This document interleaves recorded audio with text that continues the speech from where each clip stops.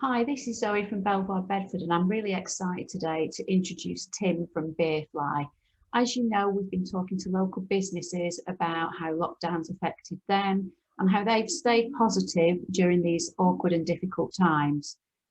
We've learned so much in such a short space of time about how great Bedford is as a town. And today we just want to share Tim's story just to see how things are going and how we can support him. So hi Tim, you run Beerfly. Could you, for anyone like myself who's maybe doesn't know much about beer, can you sort of just give us a little bit of your story on how you came to be running Beerfly and how you got here? Yeah, sure.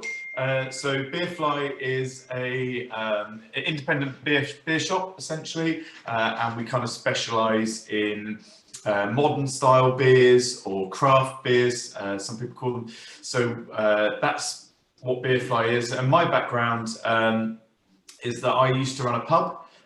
So I had a pub out near Olney. I don't know if you know it, and essentially I ran that for 6 years, and we sold the pub in 2018, and then, or 2017, 2018, around then. And I was really just looking to do something similar that kind of takes some of what we had in the pub, that kind of atmosphere and getting to talk to people.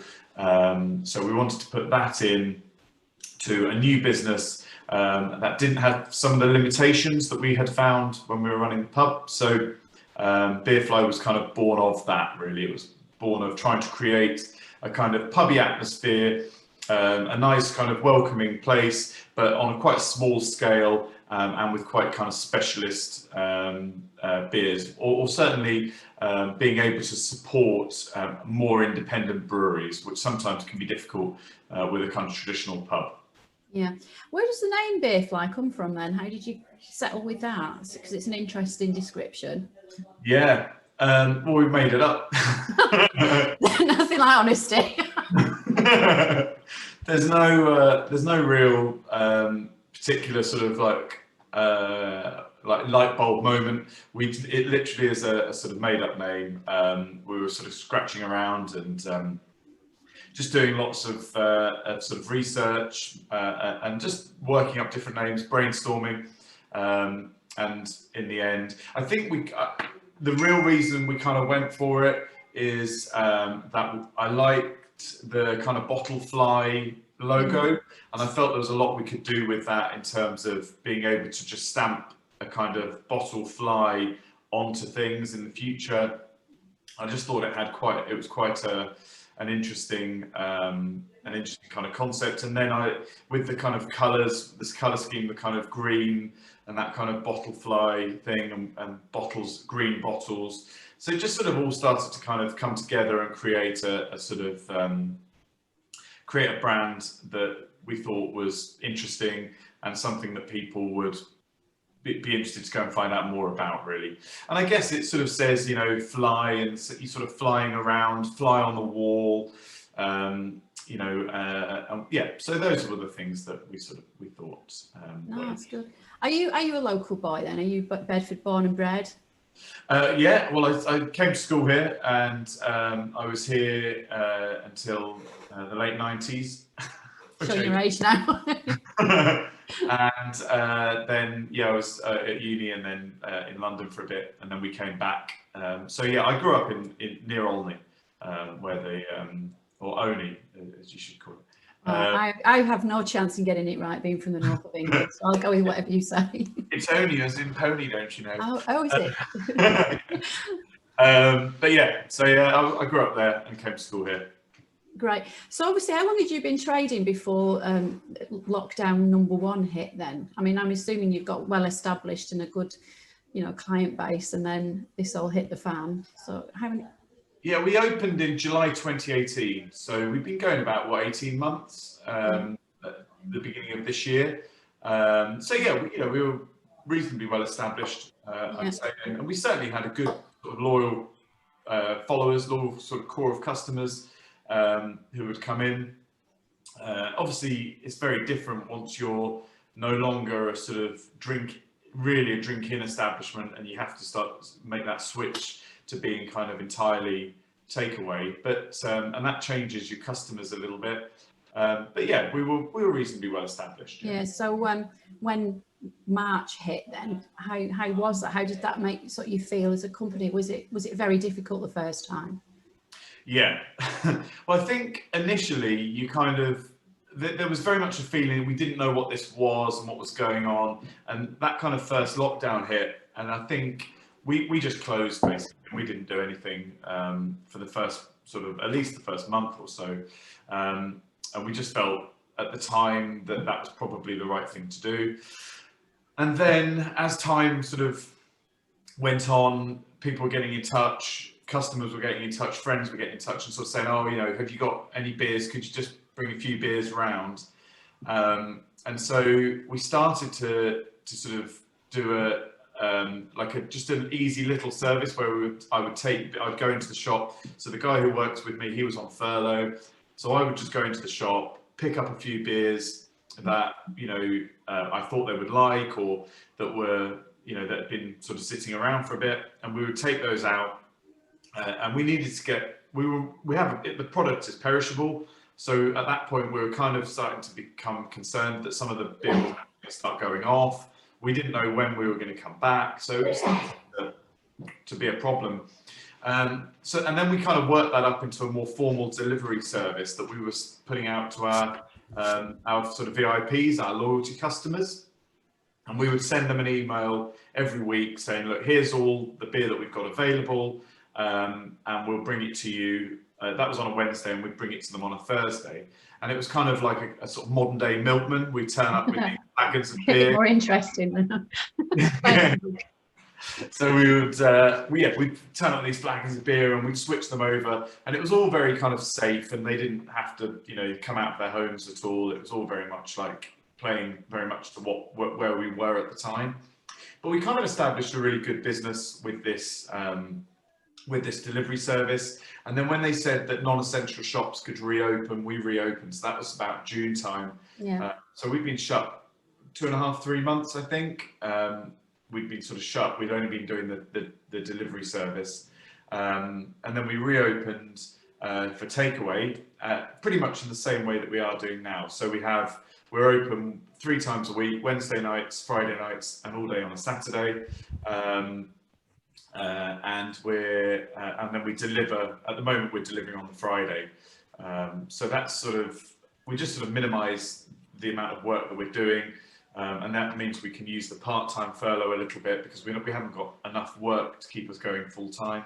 But yeah, it works reasonably well. We're able to sort of provide a service, I think, that's safe in the first and foremost, but also gives people an opportunity to get things that they might want, like, you know, ridiculously expensive beers. Which is very, very nice, I'm sure. Very nice. You've adapted, you would say, now to this sort of strange time that we're in. Would you say that your client base is the same, or would you say you've attracted different clients because you're more online and delivery that you would have got from like people just wandering in to see you?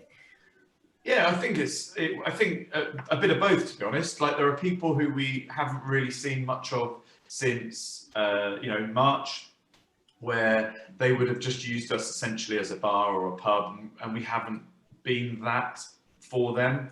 And then there are people who maybe hadn't been in at all, and like the delivery service, or who, you know, have just started to come in and collect beers and use us in that way. So yes, definitely we've seen new customers who we'd never seen before, and some of the customers who we, you know, knew reasonably well, we haven't seen so regularly, just because in a way the business is different to what it was at the beginning of the year. How have you found, I mean, one of the things that we've sort of looked at is how the knock-on effect is within businesses. So for example, your suppliers, are they managing to get beer to you now? I mean, has there been like a short supply, or are they sort of desperately trying to give you more?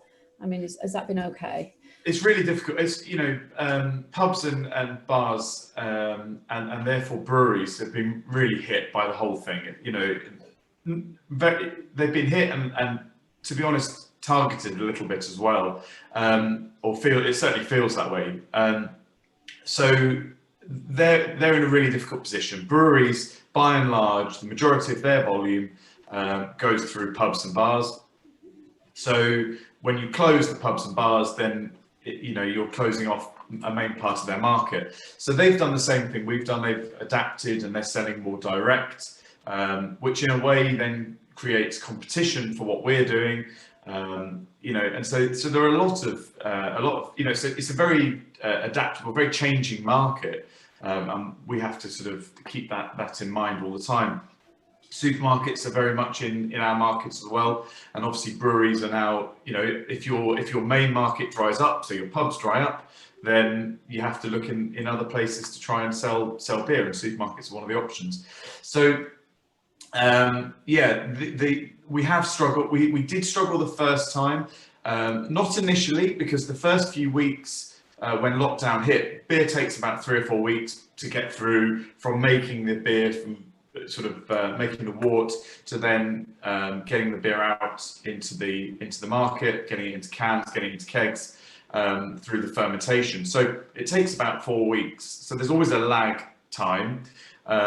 And then there was a kind of a sort of a lull of new beer coming in to the market, because nearly all of what we do is bringing in new beers that have never been to the shop before, and we're bringing about 15 to 20 beers a week in that are brand new, often from breweries we haven't used before, but we've heard really good things about, or that we've sampled and we think this is something that you might be interested in. So they struggled, I think, and they had to adapt. And then when the pubs came back online in the summer, the breweries were starting to get themselves back into a rhythm and get their market back opened up.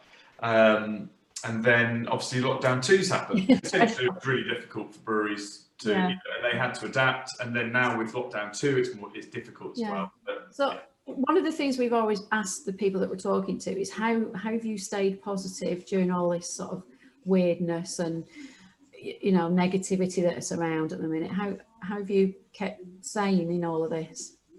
I think we've got a young family, and so actually, not young enough, old enough for the homeschooling as well. Then you've not had to. Well, no, we didn't have to. My kids are 1 and 4, so we had them at home. But actually, I mean, the 1-year-old, she was at home anyway, so it wasn't a big deal. And the 4-year-old, he would normally have gone to preschool 3 days a week, so it was just a bit more intense. But I guess you've got to take the positives out of it. So the family time was really positive, and certainly in the first lockdown, the weather was nice. We got out for walks every day. It was really, in many ways, it was a nice time. And I think certainly for the first sort of month or so, while I wasn't doing any delivery, I wasn't working, and while it was kind of reasonably it was new, it wasn't something we'd experienced before. I think it was actually quite nice just for the whole sort of country to kind of stop and just relax for a few weeks. I appreciate that it's difficult, and it was a difficult time, but it was also initially sort of almost exciting, and then it dragged. And I guess you have to sort of, like anything, you have to keep things in perspective.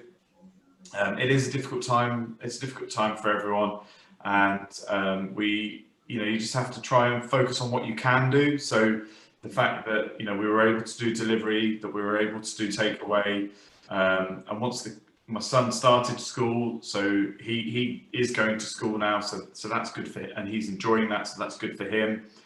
You just have to take the positives where you can find them, and hope. And it does certainly seem as though things might be changing a little bit, and like next year is not just going to be a repeat of this year. So that's really positive. It looks as though we can start to plan, for next spring, summer. I mean, I was going to say, with the announcements that have been made, I mean, obviously we're not clear on what tier Bedford's going to be in, but what plans have you got? I mean, are you able to go back to normal, or will it? I suppose it will depend on the tier system, will it? Because if you're not serving food, you won't be able to reopen the bar, will you? So have you got a plan, or are you just sort of going to wait and see what happens tomorrow? Yeah, a bit of both. I think if we go back into the tier 1 that we were in before, then we will go back to where we were before, essentially. So that was operating a limited drinking service, table service, in 1, 2, 3, 4 groups. So we could have essentially 4 sort of bubbles in the shop at a time, up to 6 people. So we can operate the booking system, and that would be the ideal really for us in December. That's what we'd like. But if we're in tier 2, then we'll just continue pretty much as we are. We won't be able to serve a drink in, but because obviously we don't do food. But you know, we'll be able to do delivery. We'll be able to be open as a shop. We can extend the hours a little bit in that scenario as well. So try and be open a bit more for people wanting to get gifts and things for Christmas. Yeah, I think until we know exactly what tier we're in, it's hard to plan precisely what we're going to do. But I'd like to think we'll be open longer in December, and if we can do some drinking in, then that would be great. I'm going off a little bit of a tangent a bit. That's what I do, unfortunately.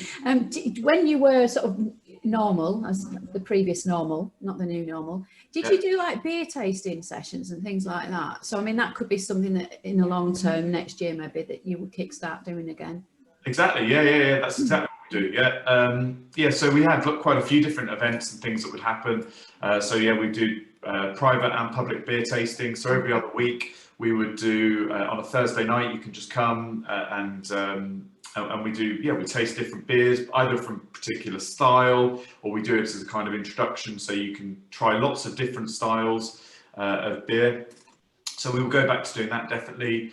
And we do events as well. So we did Hops and Dreams, which was a sort of beer festival that we did in the Hamper suite last year, which was a really good event.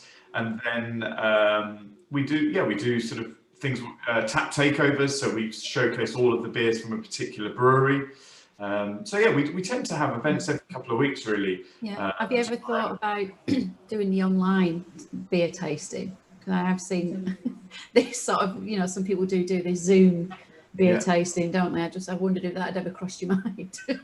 We've done some little bits and pieces. We did a thing with Blender in July where we got a brewer. It was a similar thing to this sort of Zoom call, and they had some musicians, and we got a brewer on, and we did some tasting with him.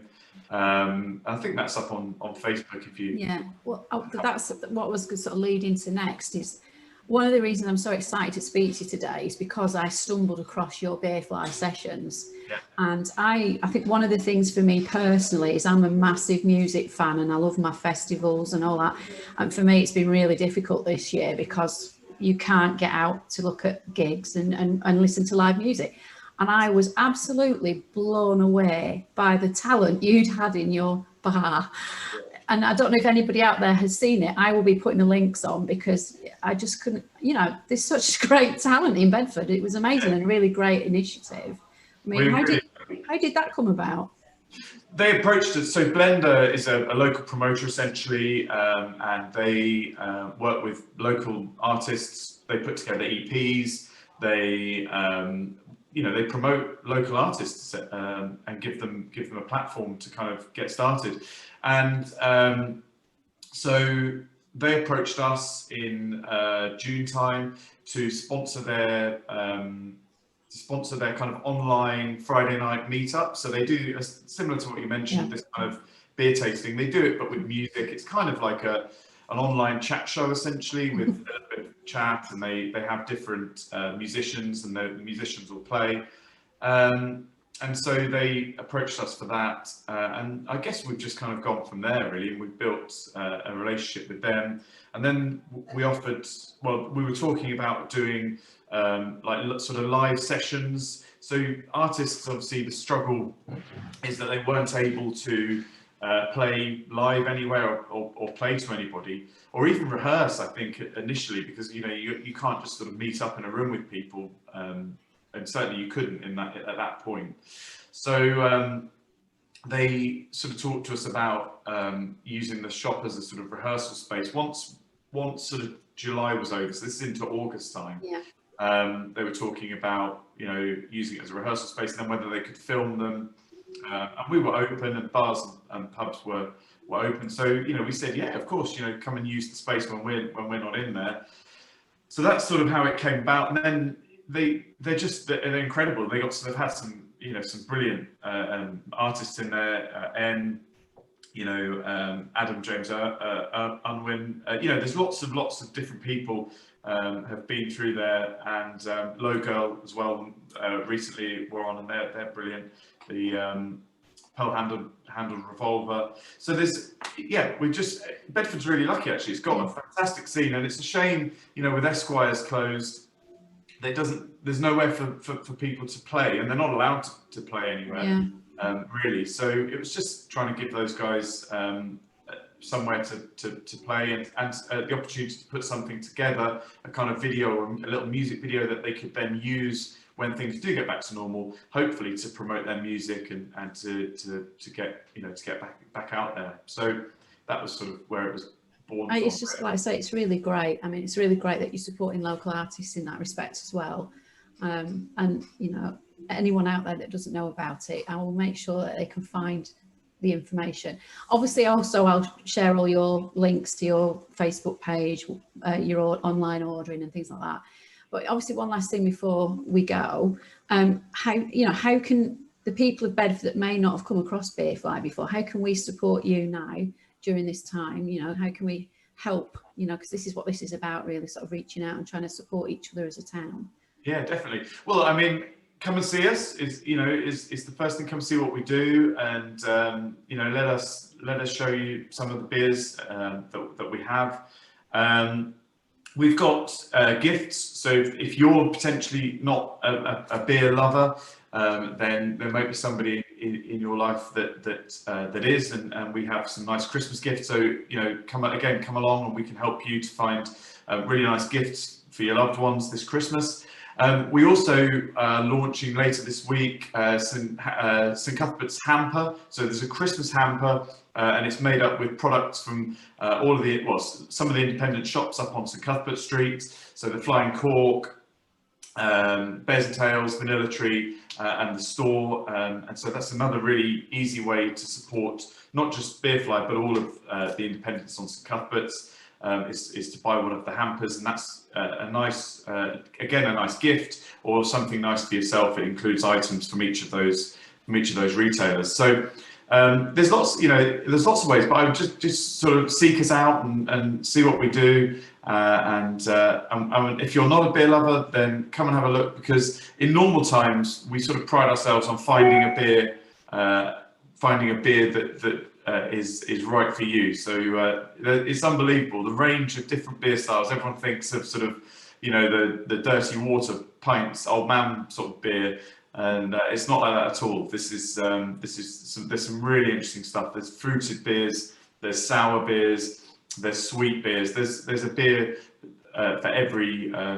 palate, if you like, for every taste, and we're sure we can find you something that you'll. Sorry, and would you, because obviously I love this local sort of theme with your hampers and things, but say for example somebody wanted to ship that elsewhere rather than sort of Bedford, are you able to sort of ship for, I mean obviously there's a cost implication, but you can ship to the granny in Newcastle or wherever?